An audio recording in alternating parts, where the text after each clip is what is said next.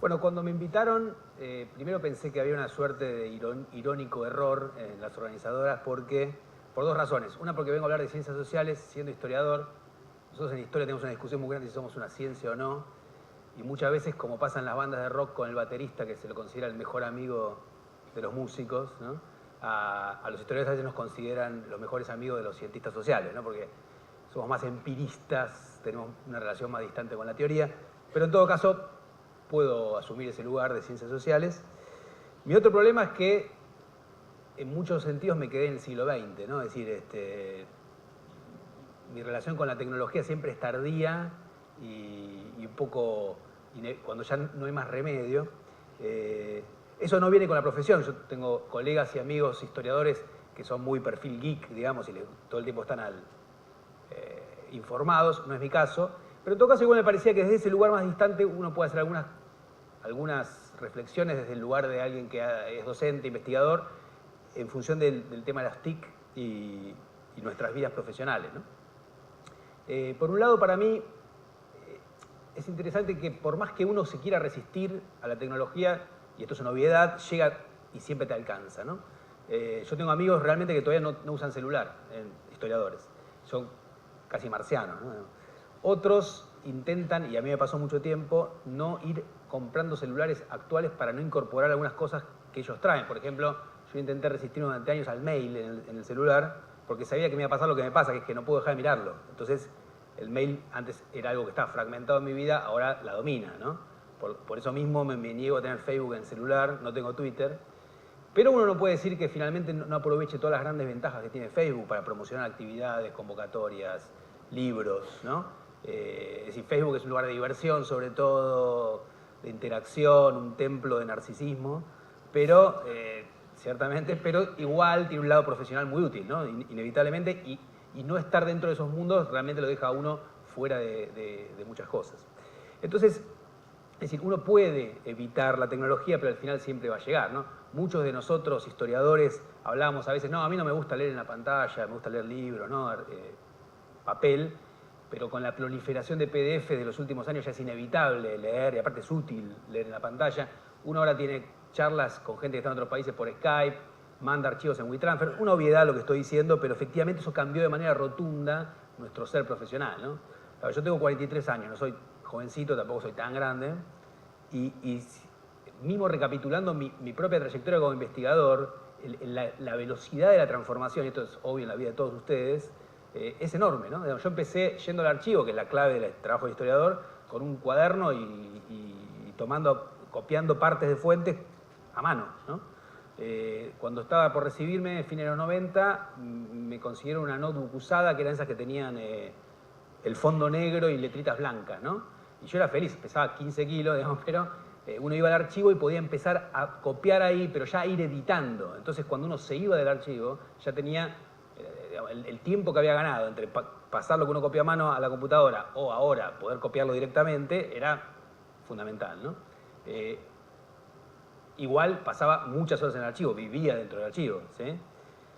Cuando yo llamé de doctorado, etcétera, apareció, o se democratizó, por lo menos apareció en Argentina. Yo la primera la tuve en 2006, la cámara digital. La cámara digital, que hoy nos parece una antigüedad, transformó brutalmente la vida de los historiadores en el archivo. Uno puede ir un día al archivo y sacar, no sé, 500 fotos, 1000, depende de cuánto le aguante la espalda y las ganas que tenga, ¿no? Es decir, si el material le sirve. Ahora, eso trajo algunas cosas maravillosas, menos tiempo en el archivo, o la posibilidad, por ejemplo, de hacer investigaciones en otros lugares. Uno puede ir a un archivo de otro país y estar en una semana a recopilar miles de fotos para hacer un trabajo que en otra época le hubiera llevado meses y por lo tanto era materialmente impracticable, es algo que uno tuviera grandes fondos y posibilidad de viajar mucho tiempo, ¿no? Entonces, en ese sentido, fabuloso. A la vez trae otros problemas. Es decir, si uno se trae a su casa, a su oficina, miles de fotos, digamos, ese trabajo que hacía de editar en el archivo, con la cámara yendo con la computadora, ya no lo hace más. Y por lo tanto, tiene un problema. Es decir, antes había un problema de escasez, ahora hay un problema de abundancia. Y te obliga a pensar otras estrategias, que es cómo manejás la abundancia. Es decir, antes era muy complicado conseguir algunos textos. Hoy en día, con esta maravillosa proliferación de PDFs, ¿no?, por todos lados, digo, en historia es impresionante la cantidad de sitios que hay. Y por supuesto uno empieza a bajarse todo lo que puede, ¿no?, porque uno cree que un día Occidente va a cerrar esos maravillosos sitios que hacen los rusos con todo pirateado y entonces se va a terminar. Pero en un momento dice, ¿para qué bajar tanto? Es decir, esta idea de acumular información también es bastante tradicional. Es decir, ¿es necesario acumular tanto? O sea, efectivamente yo hace poco calculé que todas las cosas que he bajado y los libros que tengo no me alcanzaría la vida para leerlos literalmente, ¿no? Lo que digo, obviamente es obvio, pero es bueno tenerlo en cuenta porque obliga también a repensar la propia práctica profesional. Es decir, ¿para qué si yo voy al archivo con cámaras de fotos, voy a sacar fotos que me sirven y fotos que no? Antes solamente copiaba lo que realmente era relevante porque si no, no me daba el tiempo, ¿no? Entonces, el uso del tiempo por este pequeño cambio tecnológico, estoy hablando simplemente de la cámara digital, que hoy nos parece nada demasiado rutilante, se modificó completamente mi propia práctica profesional, ¿no? Eso, digamos, si lo podemos trasladar a un montón de cosas. Por ejemplo, yo soy historiador, ¿no? A veces creo que una de las cosas que me hicieron historiador, además de que soy bastante nerd, es el hecho de que tengo mucha memoria, me acuerdo de un montón de datos innecesarios, ¿no? Por eso soy historiador. Entonces, pero hoy el lugar de la memoria en la profesión es absolutamente irrelevante, porque uno googlea, digamos, ¿para qué me sirve acordarme del día exacto en que fue la batalla de Curupaití? No tiene ninguna utilidad, ¿no? Yo empecé dando clase prohibiendo el uso de celulares en el aula y ahora a veces le digo a los chicos, googleando, ¿no?, el dato, el nombre, etcétera, ¿no? Entonces, efectivamente, eso transforma brutalmente un lugar de una sabiduría que era muy valorada y que todavía mucha gente valida, no en el mundo académico o en el mundo de la enseñanza, pero fuera de él, valida el saber de un historiador por cuántos datos se acuerda, quién fue el ministro de tal, quién fue, ¿no? Datos que a nosotros no nos parecen muy útiles, pero mucha gente los considera valiosos. Wikipedia parece poder resolverlo, ¿no? Y ahí hay otro problema, Wikipedia, ¿no? Wikipedia es un lugar maravilloso, efectivamente ha democratizado el hacer historia de una manera brutal, porque todo el mundo habla de la divulgación, de los divulgadores famosos, pero en realidad la gran divulgadora es Wikipedia, ¿no? ¿Quién la hace? Nadie y todos, ¿sí? A la vez hay un problema, cómo diferenciar lo que es pescado podrido en Wikipedia, que es mucho, y lo que está bien. Y ahí nos obliga a nosotros como profesionales también a enseñar a poder tener las armas para desarmarla, ¿no?, para poder deconstruir Wikipedia y darse cuenta del problema de los datos. Y un tercer punto es el tema de googlear, una obviedad total, todos googleamos todo hoy, ¿no? Ahora, eso en historia ha cambiado algunas cosas de manera rotunda. Les cuento una anécdota. Durante mucho tiempo se discutió en Argentina sobre un documento que se llama el Plan Revolucionario de Operaciones, ¿no? Plan de operaciones atribuido a Mariano Moreno, ¿sí? Lo conocen todos, supongo, o oyeron hablar. Ese documento no se conocía durante el siglo XIX, lo descubre en un archivo en el siglo XX. Inevitablemente empieza la polémica. Por un lado, entusiasmaba mucho sobre todo a los grupos de izquierda del siglo XX porque cerraba más con la idea de revolución que había en el siglo XX, en la cual la revolución tiene que tener un programa, ¿no?, seguir un plan. Cosa que en el siglo XIX, en el siglo XVIII no pasaba. Las revoluciones no escribían planes de hacia dónde iban a ir, ¿sí? Pero entonces cuando aparece este documento fascinó a muchos y empezaron las discusiones. ¿Lo había escrito o no lo había escrito Mariano Moreno? ¿Sí? Entonces se empezó por el tema de la letra, por el tema del estilo, que no era el de él, pero algunos decían, bueno, no importa si no es su estilo, porque de todos modos Moreno está escribiendo acá un texto de batalla, no un texto para publicar en un periódico, no se escribe igual, y efectivamente no se escribe igual, para un lado o para el otro, etc. Y finalmente se perdió el punto de vista de la evidencia, de si se podía aprobar o no, para que pasara a ser un tema ideológico. Si uno era más de izquierda decía que lo escribió Moreno, si uno era más conservador decía que no, ¿sí? Y no importaba ya la evidencia que usamos de historia para decir si fue o no. ¿Cómo se resolvió prácticamente el año pasado este tema? Gracias a un médico del hospital italiano, aficionado a la historia, que googleó partes del plan. Mucha gente googleó partes del plan, pero tuvo la suerte de googlear bien, digamos. Y le apareció una cita de ese plan en un periódico mexicano de la década de 1850. El hombre con muy buen ojo dijo, qué raro, ¿no? Es decir, ¿qué hace eso en México en 1850? Consiguió ese periódico y lo que descubrió es que no era el plan de operaciones, sino una novela llamada El cementerio de la Magdalena, que era una novela que se publicó después de la Revolución Francesa en contra de los jacobinos, el cementerio de la Magdalena, el lugar donde tiraban los cadáveres de los guillotinados, ¿sí? y que se tradujo al español en 1810 en Sevilla, en enero se publicó. Entonces, ¿qué es lo que descubrió? Que el plan de operaciones es un plagio, es decir, letra por letra, de esa novela. ¿Sí? Es decir, la introducción y la conclusión son la misma, no le cambian ni una letra. Lo cual abonó a la teoría contraria que le había escrito a Moreno, que era que en realidad espías españoles contrarios a la Revolución del Río de la Plata intentaron que el rey mandara una expedición para reprimir a Buenos Aires usando un documento mostrando cuán radicales, cuán extremistas eran los revolucionarios rioplatenses. ¿Sí? Entonces crearon ese documento apócrifo y se lo atribuyeron a los revolucionarios con algunas de sus ideas y a otras mucho más exageradas. ¿Sí? En un punto uno dice, bueno, quizá Moreno pudo llegar la novela que se publicaba en Sevilla en 1810 y él usó partes para... las plagió él mismo. Raro porque Moreno no era de hacer eso y por otra parte hay que ver si dan los tiempos. Parece mucho más probable la hipótesis contraria, que es que en realidad él no lo escribió y fue efectivamente producido en Río de Janeiro por espías españoles antirrevolucionarios. ¿Sí? ¿Cómo se resolvió entonces? Por Google. Es decir, una discusión que viene hace 70, 80 años más o menos y de la cual se gastó mucha letra, mucho insulto, porque digo, se había transformado en un problema ideológico, lo cual es absurdo porque la historia evidencia, evidencia, evidencia. ¿Sí? Entonces, googleando, que hoy nos parece una obviedad absoluta, algo profesional se cambió de manera rotunda. Ahora, cuando pasamos a la enseñanza, la tecnología trae otros problemas, ¿no? Es decir, nosotros, fíjense, yo no traje PowerPoint, ¿no? Es decir, y cuando los profesores de pizarrón y que nos gusta hablar, lo cual siempre es un riesgo, ¿no? El riesgo del profesor que le gusta escucharse a sí mismo, ¿no? Es decir, el problema es la enseñanza. Nos trajo, la aparición de tecnología siempre generó cierta sospecha. Obviamente uno empezó a incorporar cosas, el PowerPoint, ¿no? Es decir, yo uso PowerPoint en clase, odio los PowerPoint que repiten lo que uno va diciendo, me parecen detestables y poco didácticos, pero efectivamente los que son apoyatura de ideas fuertes, imágenes, mapas, son fabulosos, ¿no? Como los que vimos hoy, que ayudan a la charla, no la reemplazan. ¿Sí? O sea, porque si no alguien está leyendo y escuchando a la vez, para mí ocurre el efecto contrario, ¿no? De lo que uno busca. Pero efectivamente muchas veces los docentes de sociales, ahora pienso más en la escuela media, primaria también, se sintieron un poco amenazados por la tecnología, ¿no? A mí me tocó participar en las entregas de computadoras cuando empezó Conectar Igualdad en 2010, fui a Corrientes, y me acuerdo que me pidieron que pensara una actividad, ¿no? Y en vez de decir, wow, qué bueno, puedo pensar en una actividad, yo decía, ¿qué hago? ¿No?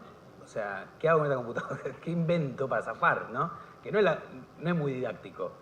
Salió bien la actividad, creo, pero la verdad es que yo lo viví primero como una amenaza, ¿sí? No una amenaza, sino como, ¿qué hago? ¿No? Y hablando con los docentes allá me dijeron, nos traes un problema, me dijeron dos. ¿Sí?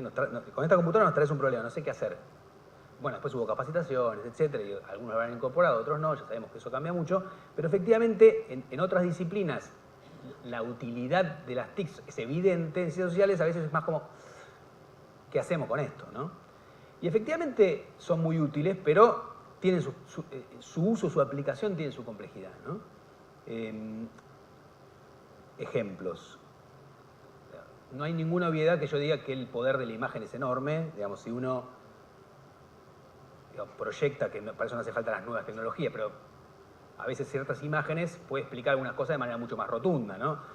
No sé, si uno mira la película que se hizo hace unos años, que hizo Leandro y Piña con Rodrigo de la Serna sobre San Martín, ¿no? Revolución. Y ve a los soldaditos caminando hacia los Andes y ve la imagen de los Andes, es mucho más evidente que en cualquier texto la complejidad del cruce de los Andes, no sé, la empresa que es caminar hacia esas montañas. Digo, es lógico pensar así, pero digo, me parece que es muy fuerte como imagen y mucho más de lo que uno puede explicar. Ahora, eso es simplemente proyectar un video.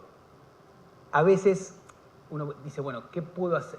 Puedo ir mucho más allá que eso. Puedo hacer ahora con computadoras, con otro tipo, con touch, es decir, puedo interactuar, ¿no? Si un chico puede eventualmente, pienso sobre todo en media, ¿no? En primaria, no sé, cocinar como se cocinaba en una época determinada, desarmar una máquina, arar la tierra como se aró durante generaciones, ¿no? Miles de años. Es decir, hacerlo a nivel tecnológico probablemente incorpore ese saber de una manera que tal vez, ¿no? Esto lo podemos debatir, de una manera más rotunda que simplemente leyendo sobre eso, ¿no? Nosotros, por ejemplo, no sé, para explicar el Cabildo abierto el 22 de mayo, nosotros en el Cabildo tenemos una aplicación ahora que la desarrollamos, el año pasado nos ayudó la gente de Educar, en la cual conocen el famoso cuadro del Cabildo Abierto de Subercaseaux, ¿no? Están todos los manuales escolares de toda la historia, ¿no? Es decir, que es un cuadro imaginado un siglo después que pasaron los hechos, pero bien documentado. Bueno, uno puede, ahí nosotros en la aplicación se la pueden descargar, está en el Google Play, digamos, la aplicación del Cabildo para los dos sistemas. Uno puede ir cambiando las caritas del cuadro, ir viendo el debate de lo que pasó ese día, fundamental para nuestra historia. Tal vez leer el debate puede ser un tanto tedioso, pero mirarlo, ¿no? Moviéndolo un poco sobre la imagen, poniéndole cara, por más que esas caras sean imaginadas después por un artista, puede ayudar a dinamizar algo que no siempre es sencillo de enseñar para algunos chicos, ¿no? Ahora bien, cuando yo pienso en las TIC se me ocurren cosas para secundario, cosas para primario, por más que no sea, hace 1000 años que no doy clase en el secundario y respeto mucho ese saber, me parece que hay que estar en la línea de combate para poder hacer afirmaciones rotundas, yo no puedo. Sí soy profesor universitario y creo que ahí es más complicado a veces, ¿no? ¿Por qué? Por un lado porque la aplicación cuando uno llega a la universidad cambia mucho su propio criterio, ¿no? Está bien que yo enseño, sobre todo hace muchos años en la UBA, que es una universidad muy tradicional, ¿no? Y hay una de las cosas que han pasado en la última década ha sido una democratización muy grande de la universidad en general, con el ingreso de públicos que antes no accedían a la universidad, y eso genera, por supuesto, una variedad mucho más grande, por suerte, del público universitario. Pero en esa universidad tradicional, uno, si yo llego, por ejemplo, che, vamos a desarmar una pava o a arar la tierra con tecnología, los chicos me van a mirar quizá con desprecio, ¿no? Con cierto prejuicio de nos estás tratando como niños, ¿sí? O sea, ese es un tipo de contenido que no va al alcance de lo que queremos a ese nivel, ¿no? Y ahí, y quizá otros lo reciban bien, no lo sé, no lo he probado, ¿no? En todo caso, me parece que hay un desafío, pero que hay que concientizar primero qué es lo que se desea hacer con las TIC. En el caso, por ejemplo, a ver, todos los que somos docentes universitarios, y yo no soy especialista en didáctica en lo más mínimo, pero sí por la propia experiencia sabemos que hay que hacer cambios en la universidad, que ha habido, en la enseñanza universitaria, que ha habido cambios rotundos, culturales, que hacen que algunos los enfrenten con una mirada que me parece muy perniciosa, que es la idea de la llegada a la barbarie, ¿no? Es decir, antes todos leían un montón, ahora nadie lee. Efectivamente, han cambiado las prácticas de lectura estudiantiles y eso muchas veces deja ciertamente medio desacomodados a los docentes. No digo que haya que aceptarlo de manera rotunda, sino tratar de estimular esa lectura, pero por otra parte hay que buscar alguna vuelta, ¿no? No sé, yo todavía cuando cursaba en la década del 90 en la Universidad de Buenos Aires la carrera de Historia, había teóricos de 4 horas, ¿sí? Es mucho, o sea, en un seminario de doctorado se puede, pero no, yo doy clases prácticas de 2 horas, me parece que es demasiado tiempo, o sea, hay que reflexionar sobre eso, ¿no? Ahora, ¿cómo incorporar, cómo puede ayudar en ese pensamiento general? La incorporación de TIC, no lo sé, sinceramente. Me parece que hay especialistas que lo saben, pero sí me parece que efectivamente, así como tenemos al momento, la enseñanza universitaria está desfasada de la realidad social en la que se mueve y quizá en la incorporación de TIC nos encontremos algún camino como para poder hablarle mejor a quienes queremos educar en este momento, ¿no? Bueno, eso quería decirles. Gracias.